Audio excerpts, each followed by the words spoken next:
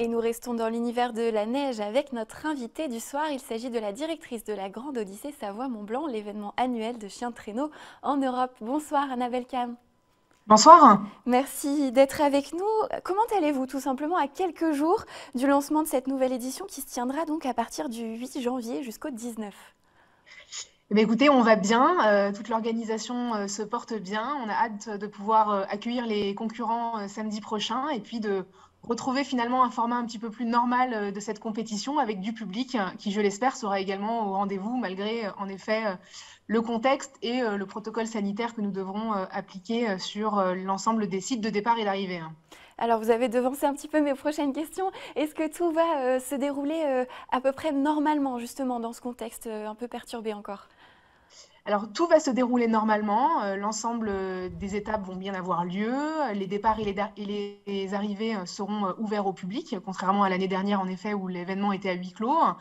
La différence, c'est qu'en effet, on est soumis à une jauge de 5000 personnes par site de départ et d'arrivée, et que l'ensemble des membres de l'organisation et des bénévoles et du public, etc., devront avoir un pass sanitaire valide et bien évidemment porter le masque sur l'ensemble des étapes. On sait que c'est une compétition internationale. Est-ce que tous les compétiteurs ont pu faire le déplacement malgré les contraintes qui restent aux frontières? Alors, tous les compétiteurs ont répondu présents et seront bien là samedi prochain. On a la chance d'avoir des mushers qui proviennent en fait de 7 nations européennes. Donc, il y a un pass sanitaire européen, ce qui facilite en fait l'arrivée sur le territoire français. Donc, sur la catégorie Open, on retrouvera le français Rémi Coste qui tentera de bringuer son 6e titre. Il aura face à lui tout de même une Norvégienne, Sissel Wolf Molmen, qui sera présente et qui a, dans les éditions passées, fait de nombreux podiums. Puis il y a également, on pourra compter sur les Allemands qui seront également venus en force cette année pour essayer de batailler sur, en tout cas, des places sur le podium final. Et puis sur la catégorie Limited, la Française double championne Cindy Duport remet son titre en jeu.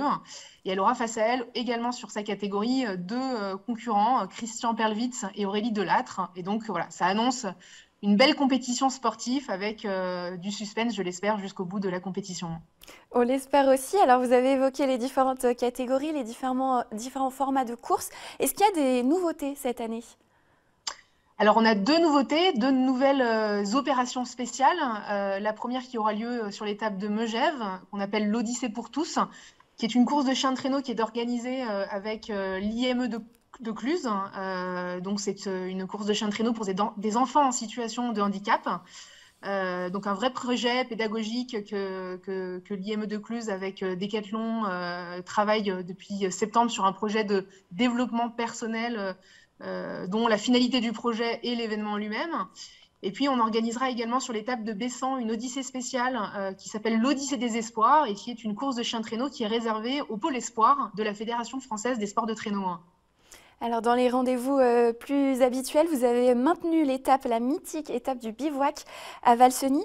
Pourquoi cette étape est si incontournable?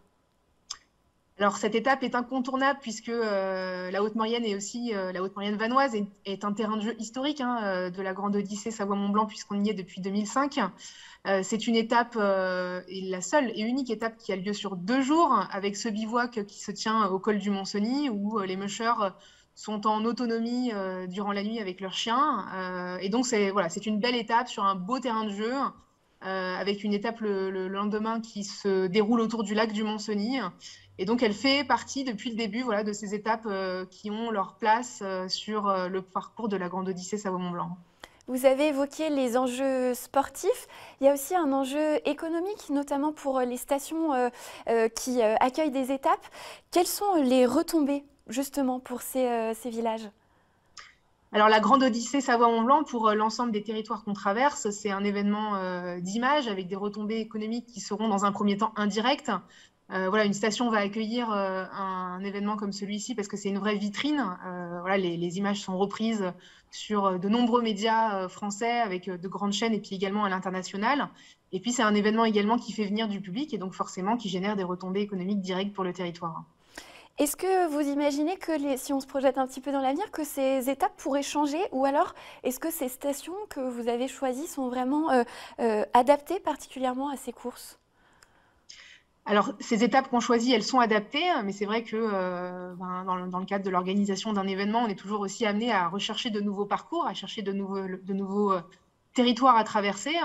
Et donc, il y aura quelques changements pour les 3 prochaines éditions, donc 2023, 24, 25. On est en train de travailler sur ce parcours qui aura lieu en Haute-Savoie et en Savoie, mais voilà, on réserve de nouvelles surprises pour 2023 avec de nouvelles stations qui devraient entrer dans le programme de l'événement. Bon, bah, on espère en tout cas déjà que cette édition en 2022 se déroulera bien et on suivra d'ailleurs tous ces résultats sur 8 Mont Blanc. Merci beaucoup d'avoir été avec nous, Annabelle Cam. Merci, au revoir. À bientôt.